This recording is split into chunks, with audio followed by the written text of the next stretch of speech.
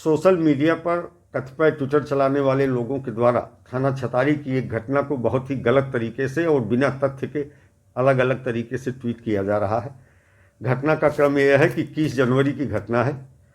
थाना छतारी के धाराऊ गांव के एक सौरभ शर्मा का प्रेम प्रसंग थाना डिबाई के गालीपुर गांव की एक लड़की के साथ था। उस लड़की का ननिहाल धाराऊ गांव में है, जहां से इन दोनों के बीच संपर्क हुआ था। लड़की ननिहाल में न रह करके अपने मूल गांव गालीपुर में रहती है। दोनों गांव के बीच में लगभग 15-16 किलोमीटर के बीच की दूरी है।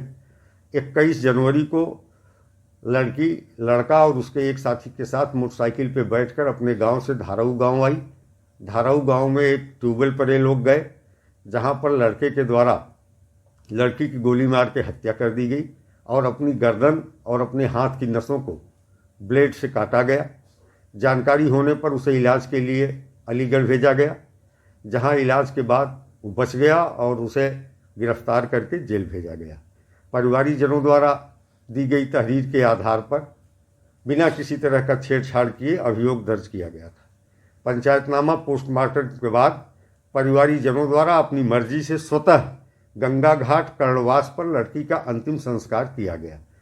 मीडिया में कतिपय ट्विटर चलाने वाले लोगों द्वारा ये दिखाया जा रहा है कि पुलिस ने रात में जबरन अंतिम संस्कार कराया। इस संबंध में कहना है कि कोई भी पुलिसकर्मी अंतिम संस्कार के समय मौके पर मौजूद नहीं था। किसी के पास कोई वीडियो भी नहीं है, नहीं तो लोग वीडियो भी ट्वीट करते, लेकिन केवल सनसनी पैदा करने के इरादे से कतिपय लोग ट्विटर हैंडल का गलत इस्तेमाल कर रहे हैं। बाद में लड़की के परिवारीजनों द्वारा एक तहरीर दी गई थी, जिसमें कुछ अन्य लोगों को भी अभियुक्त बनाए जाने की बात थी। उनके अनुरोध पर इस मुकदमे की विवेचना थाना छतारी से हटा के इंस्पेक्टर जहांगीराबाद को सुपुर्द की गई। दूसरा लड़का निशांत, जो लगभग 19 साल का है, जो लड़की के साथ उसके गांव गालीपुर डिबाई से मोटरसाइकिल से आया था। मोटरसाइकिल से लाते समय 2 लड़के साथ में थे। एक मुख्य अभियुक्त सौरभ शर्मा, जो धाराऊ गांव का है, दूसरा उसका साथी निशांत, जो लगभग 19 साल का है। उस दूसरे लड़के को भी गिरफ्तार कर लिया गया है और जेल भेजा जा रहा है।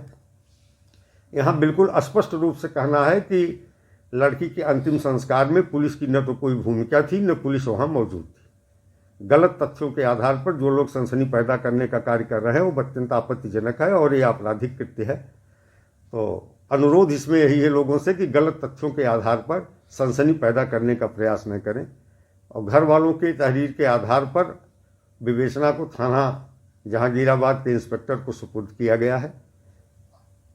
दी गई एफआईआर में केवल एक अभियुक्त नामित था। बाद में विवेचना से दूसरे अभियुक्त का नाम भी प्रकाश में आया, जो मोटरसाइकिल के साथ आया था। उसे भी गिरफ्तार कर लिया गया है। यदि घटना में अन्य किसी की संलिप्तता होगी तो उसके संबंध में भी गहराई से जांच कराई जा रही है।